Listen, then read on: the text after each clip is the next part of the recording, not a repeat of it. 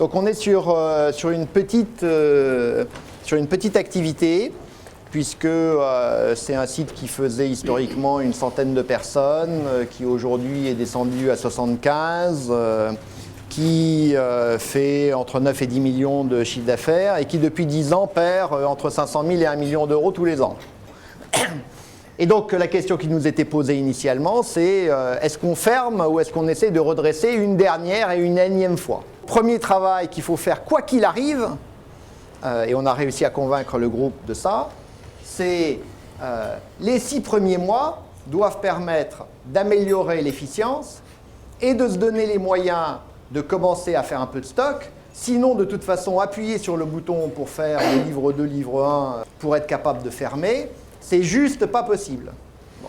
L'ensemble de l'opération, de préparation de ce que je viens de vous présenter, 4 semaines, 5 semaines, je ne me souviens plus, 4 semaines.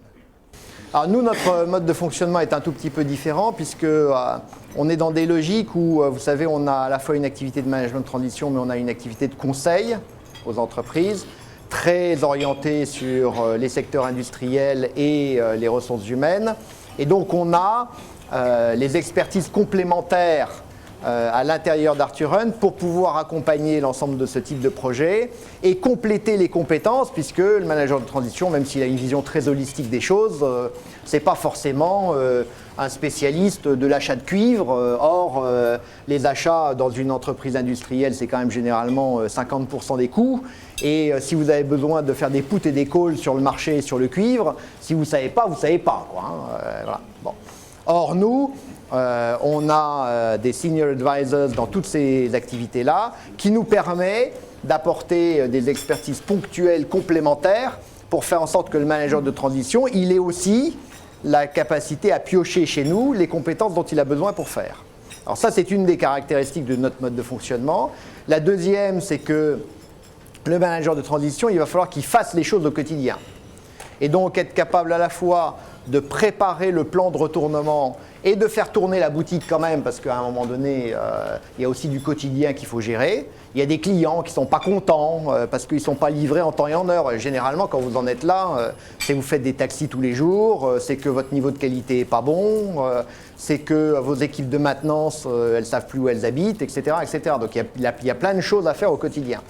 Et donc s'il faut qu'ils fassent l'ensemble du plan pour dire est-ce qu'on ferme, est-ce qu'on fait du retournement et faire le management summary et faire le lien avec le groupe, ça devient très très très compliqué. Donc on se partage le boulot. Nous on fait la partie qui est le premier scénario et si on ferme, qu'est-ce qui se passe? Lui travaille la capacité ou non à faire le retournement, on met tout ça ensemble et on va présenter au groupe. Donc si vous voulez, le point principal que je veux mettre en avant, ce n'est pas la technique. Et Michel vous dira aussi que la technique, bon, on la maîtrise à peu près. Donc ce qui est le plus important, c'est ce qu'il y a autour. Et les aspects psychologiques vont être beaucoup plus importants que la capacité à traiter correctement l'ensemble des lignes du PNL. Alors notre mode de fonctionnement, conseil plus transition, elle est pas mal de ce point de vue-là parce qu'on est aussi là pour gonfler notre manager de transition et pour l'aider quand ça va pas bien. Bon. Donc on est vraiment dans une logique de binôme opérationnel. On n'est pas juste là pour faire de la calinothérapie. On est là pour l'aider techniquement pour faire en sorte que ça marche. Mais si je démarre trop de chantiers à la fois, je vais forcément me planter. Parce que c'est trop compliqué et parce que je n'ai pas les équipes et les ressources pour faire. Donc il faut se limiter, au moins dans un premier temps, à un nombre d'actions strictement nécessaires et obligatoires pour pouvoir montrer que la situation s'améliore, même si je ne tangente pas le break-even tout de suite, quoi. Parce que sinon, je vais avoir trop de choses à gérer en même temps et le pourcentage de chances que je me retrouve enfoui, enlisé sous le système est fort. En termes de communication, c'est très compliqué parce que le plan social, si vous en avez un à faire au moment du retournement, parce que ce n'est pas parce que vous faites du retournement que vous n'aurez pas quand même quelques personnes à sortir. Bon. Il n'arrive jamais au bon moment. Et c'est là où il faut avoir une organisation et un mode de fonctionnement et des solutions alternatives, mais qui ne sont pas juste le plan de départ volontaire, parce qu'un plan de départ volontaire, ça ne marche pas dans ces cas-là. D'où les solutions techniques que nous, on propose. Bon, mais ça, c'est notre métier de gestion des restructurations, pour faire en sorte que ça ait le minimum d'impact social. Voilà.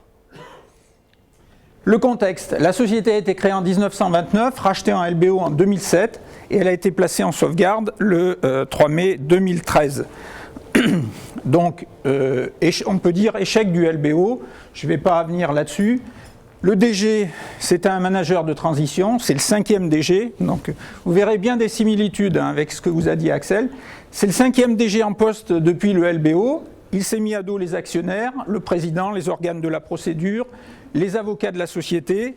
En réalité, problème de stratégie et méconnaissance des clauses de réserve de propriété qui sont fondamentales, ainsi que de la procédure, dans ce type de dossier. Alors, côté donneur d'ordre, idéalement, c'est de redresser la société, c'est de faire valider un plan de sauvegarde, c'est de sortir le plus rapidement possible et de céder l'entreprise. Ça, c'est dans le meilleur des cas. La volonté des actionnaires, c'est bien sûr de trouver un repreneur pour pouvoir céder l'entreprise.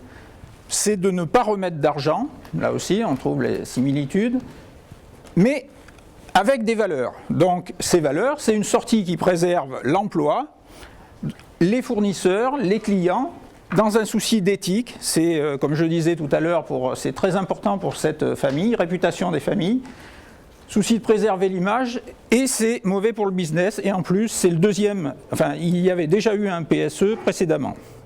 Donc un peu délicat. Donc les options envisagées, la filialisation, la transformation en agent commercial pour une autre entité ou la mort. Les urgences. Mais évidemment, dans ce type de situation, c'est de redonner confiance. Moi, j'ai qu'une seule méthode, c'est de parler vrai. C'est la baseline d'Amadeus Executive. Nous avons l'habitude, en tant que manager de transition, de nous appuyer sur une équipe support. Donc ça veut dire que moi, en tant que dirigeant, je n'ai pas la prétention d'être le meilleur des dirigeants, de tout savoir sur tout.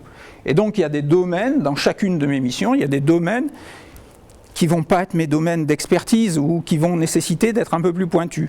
Et donc là, au sein de mes camarades, je vais trouver les expertises. Et là, donc, on parlait chez Arthur des experts métiers. Je vais trouver les expertises dont j'ai besoin pour mener à bien la mission et m'assurer que je vais la réussir. Le plan d'action, le premier, c'est de privilégier, enfin ma décision en tout cas, c'était de privilégier la marge au volume. Renégocier tous les contrats, donc c'est l'avantage de la procédure de sauvegarde, c'est qu'elle fige à un moment donné les dettes et qu'on peut tout renégocier avec chacun des fournisseurs. Créer la rupture en changeant le business model, développer un certain nombre de clients, mettre en place un PSE unilatéral pour une cause de timing et mettre en place une logistique permettant de gérer la complexité, trouver de nouveaux produits à mettre dans la gamme et décider en toute indépendance. Ça aussi, ce n'est pas facile. Et c'est tout, et je vous remercie pour votre attention.